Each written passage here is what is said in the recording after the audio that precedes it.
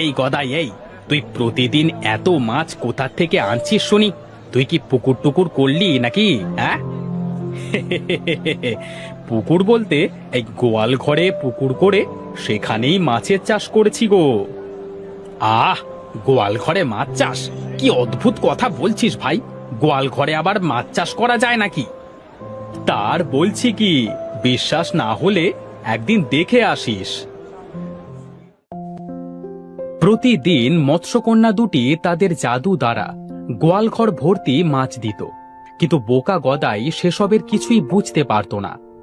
সে প্রতিদিন গোয়ালঘর থেকে মাছ নিয়ে হাটে বিক্রি করতে যেত। এভাবে গদাইয়ের সংসারে বেশ সচ্ছলতা ফিরে আসলো। গদাইয়ের এত মাছ দেখে রবিনের বেশ হিংসে হতে লাগলো। গদাই যদি গোয়াল ঘরে মাছ চাষ করতে পারে, তবে আমিও কেন পারবো না? আমি গদাই থেকে মাছ নিয়ে সেই মাছ আমার গোয়াল ঘরেও চাষ করব। রবিন এইসব ভাবতে ভাবতে গদাইয়ের বাড়ি গিয়ে গদাইকে বলল, ভাই গদাই, আমিও ভেবেছি তোর মতো গোয়াল ঘরে মাছ চাষ করব। তা আমাকে কি তোর এখান থেকে কিছু মাছ দিবি? তোর মাছ দিয়েই প্রথমে চাষটা শুরু করতাম। কেন নয় ভাই, তোর যে যে মাছ পছন্দ সেগুলোই নিয়ে যা। তুই আমার ভাই মানুষ, আমি কি তোকে না করতে পারি? রবিন গদাইয়ের কথায় খুশি হয়ে গোয়াল ঘরে গেল মাছ আনতে। সে গোয়াল ঘরে গিয়ে সেই সোনালী মাছ দুটি পছন্দ করে বলল, ভাই গদাই, আমার এই দুটি মাছ খুব পছন্দ হয়েছে। আমি কাল এসে এই মাছ দুটি নিয়ে যাব।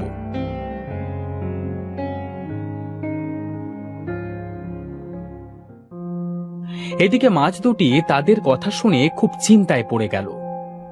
বোন, এবার আমরা কি করব? লোকটাকে দেখে আমার লোভী মনে হলো। যদি আমাদের নিয়ে গিয়ে কোনো ক্ষতি করে বসে। হ্যাঁ বোন, আমারও তাই মনে হচ্ছে। আমরা তো এখান থেকে পালাতেও পারবো না। হ্যাঁ হ্যাঁ, এবার মনে হয় আমাদের দিন এখানেই শেষ বোন। মৎস্যকন্যা দুটির কথা তন্নি সব শুনে ফেলল। সব শুনে তন্নি গোয়াল ঘরে এগিয়ে গিয়ে বলল, আরে, তোমরা মাছ হয়ে কথা বলতে পারো, আর তোমরা এভাবে কাঁদছোই বা কেন? আসলে আমরা মাছ নই, আমরা হলাম মৎস্যকন্যা। সেই দিন নদীতে একটা শয়তান তিমি আমাদের আমাদের তাড়া করেছিল।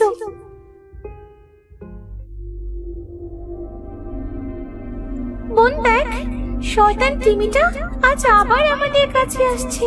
তাড়াতাড়ি পালা, নইলে যে আজ আমাদের খেয়ে ফেলবে। কিন্তু এখন পালাবো কোথায়? আজ তো মাও আমাদের সাথে নেই যে আমাদের বাঁচাবে। বোন, ওই দেখ, কেউ মনে হচ্ছে জাল ফেলেছে। চল আমরা ওই জালে উঠে পড়ি। পরে কি হবে তা পরেই ভেবে দেখা যাবে। তখন তারা দুই বোন দুটো সাধারণ মাছ হয়ে গদাইয়ের জালে বাঁধে।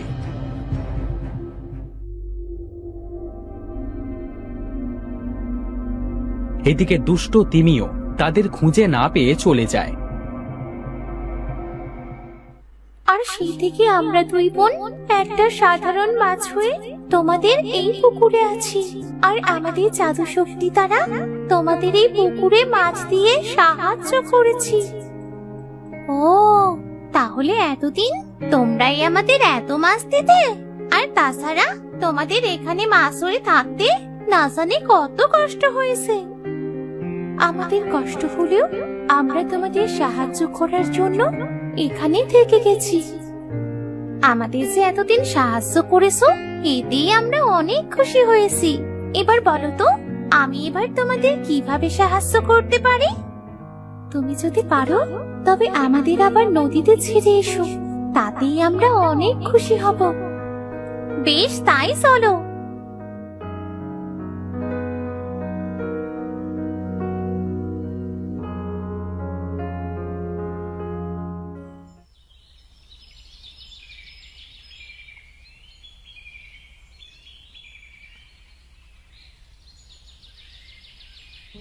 তন্নি সোনালী মাছ দুটিকে নিয়ে নদীতে ছেড়ে দিল। সাথে সাথেই মাছ দুটি তাদের মৎস্যকন্যা রূপে ফিরে এলো। তন্নি তাদের দেখে বলল, বাহ, তোমরা দেখতে তো খুব সুন্দর। তোমাদের এই নদীতেই সুন্দর মানায়। তুমিও অনেক সুন্দর মিষ্টি মেয়ে। তোমাকে অনেক ধন্যবাদ আমাদের আবার নতুন জীবন দেবার জন্যে। না না, ধন্যবাদ দিতে হবে না। তোমরাও তো আমাদের কত উপকার করেছো। আমরা তোমাদের যে মাছ দিয়ে এসেছি সেগুলো ভালোভাবে চাষ করো, দেখবে তোমাদের আর কোনোদিনও অভাব হবে না। এবার যে আমাদের যেতে হবে। মৎস্যকন্যা দুটি তন্নির কাছ থেকে বিদায় নিয়ে নদীর ভেতরে চলে গেল।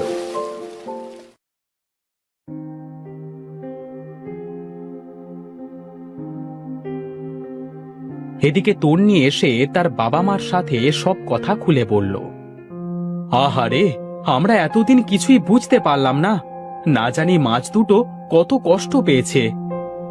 না জেনে মাছ দুটো তো কাল ওই রবিনকে দিয়ে দিতে। কাল আসলে এখান থেকে কিছু মাছ দিয়ে বিদায় করো।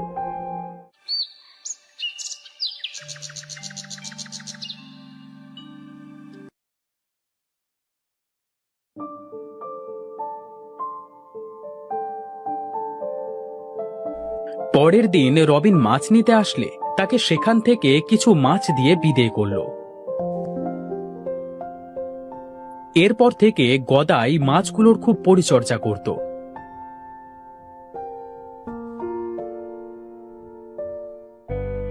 সে অল্প কিছুদিনের ভেতরে বেশ ধনী হয়ে গেল এবং তার পরিবার নিয়ে সে সুখে শান্তিতে দিন কাটাতে লাগলো।